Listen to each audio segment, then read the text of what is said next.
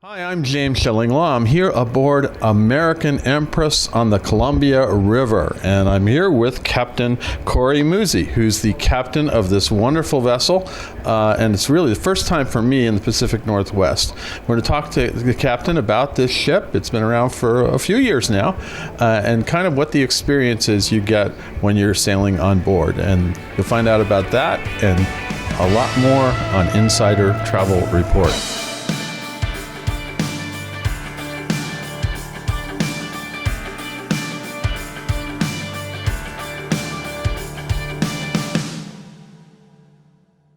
Captain, first of all, it's been great to sail with you so far. We've been going about 3 days now. Hi. Yeah, it's great. Great to meet you. It's really we're having a great time, and we're now sailing up the river, I believe, or are we up or down? I can't remember. We're heading upriver. We're heading east. Okay, so we're heading up the river now. How many years have you worked for American Queen Voyages? I've been with American Queen Voyages for 7 years now. Okay, and how many years have you actually captained this vessel? This will be my first year.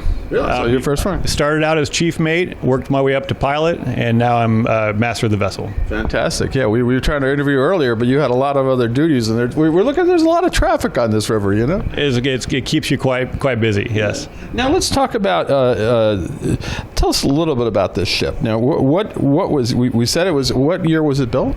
This ship was built in 2003. Okay. And it had an actual outfit and refurbished in 2014. So not too long ago, a few years ago. But now, what about the passenger capacity and the crew?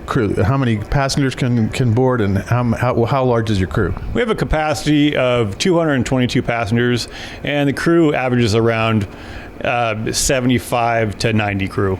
Yeah. So now you have a paddle wheel on this ship, but I think it's mostly for show. It's not the main propulsion system, right? Well, I wouldn't say that. It's about 15% of the propulsion. Oh, it is? Okay. And but the majority of the propulsion comes from Z drives, about 3,000 horsepower each. Yeah, but it is a beautiful, and you got a wonderful bar back there, the paddle wheel bar, that really is very scenic and wonderful to watch as the paddle wheel, really, it is an amazing sight. Now, how fast can you go with this thing? Well, it depends. Downstream, in flood season, we've gotten her up to about 28 miles per hour. But on average, she'll do about 12 miles per hour downriver and about 9.5 to 10 miles per hour upriver. As we pass underneath or next to a bridge here, I'm not underneath there. Now, what do you enjoy about captaining this vessel? I mean, you've been on it for a few years, and now it's yours. Well, I enjoy probably the one thing I enjoy the most is the scenery, the wildlife, the amazing, the difference in 1 week's time. You'll start from the Columbia River or from the Pacific Ocean rather, in Astoria, and end up 1,000 feet or 740 feet in elevation in the dry, arid desert. Yeah, and I'm looking forward to that. That's going to be later in the cruise, I understand. So we're going to see that. We've done all of the Pacific Ocean. Astoria was amazing, and even Portland. I like Portland as well. Now, what do you enjoy about sailing?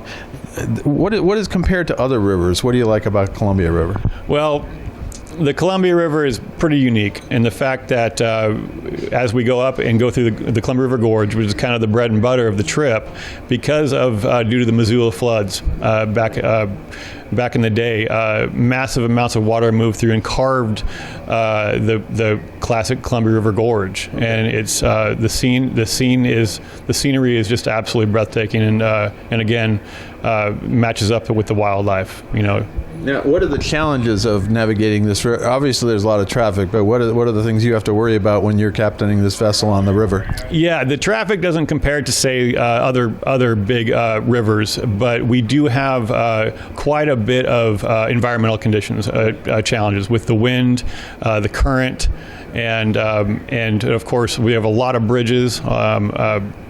And so we just passed a few that were just like, all of a sudden I looked ahead and there were about 4 bridges that we have to go underneath or next to. Yeah, I mean, as far as other rivers have tug traffic, a lot of tug traffic. We have traffic in the form of humans on windsurfing boards, kite boards, and small fishing boats. That they are very, very busy with their craft, and they forget that this is a commercial channel, it can kind of get challenging in those. So then expect to see a ship like yours with a paddle wheel coming up the river. That's it. I mean, with the wind, they can't hear us a lot of the time. So we have to have our head on a swivel quite a bit. Now, do you have any locks you have to go through here? Yeah, we have there's 8 locks on the 4 locks on the Columbia and 4 locks on the Snake River. And so we go from sea level in Pacific Ocean all the way up to 738 feet, to be exact. The Army Corps will maintain that pool level. Yeah. So, did we already go through some locks? Because I didn't even notice it. We're not there yet. Not there yet. So I want to make sure I'm there for the locks, right? We will be there at about 1500 today, and that'll be Bonneville, which is the oldest and a very impressive lock, and they're all incredibly impressive. Now, what do you hope that guests come away with on this kind of cruise? What do you think that they really should make sure they experience? Well, the one thing that we can control aboard this vessel, the itineraries are dependent on a lot of different factors. The one thing that we can control is how we interact with the passengers as people. As we wake up and we go to work every day, that's one thing we can control. As far as tug traffic and weather and current and that kind of stuff, we do our best to make those itineraries. But the one thing we can't control is how good the food tastes. And it's pretty good, I got to tell you. Yeah, and then your crew is really super. I mean, they're very friendly. They're all American, and they're really a real breath of fresh air. Really, because I go on a lot of river cruises, and they're all great. But your crew has really got something special. We have a lot of pride in that. Now, anything else you want to tell our 125,000 travel advisors who are out there booking their clients on your boat?